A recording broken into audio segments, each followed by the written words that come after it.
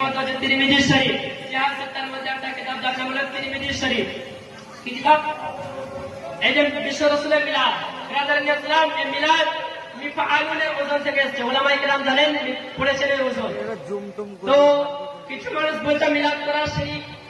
বেদাত হারাম আপনারা কি মিলাদ করা কথা বলেন মিলাদ করা কি জায়েজ ব্রাদারনি ইসলাম কথা বলবেন আপনারা দলিল দেব আমি জায়েজ কোন কিতাবে আছে জি হ্যাঁ তিরমিজি শরীফ দ্বিতীয় খণ্ড 202 পৃষ্ঠা আপনার লাইন নাম্বার উপর থেকে 7 লাইন নিচে থেকে 20 লাইন উপরে বলুন সুবহানাল্লাহ হাযা দলিলুন নবী লা कतिअ लहू ए वहाबी देवबंदी ये वादरी है जिसका कोई काटने वाला नहीं बोलूं सुबहानाल्लाह ब्रदर इस्लाम লাইন নাম্বার বলে দিলাম তো কানা পেজে বুঝতে পারবে না তো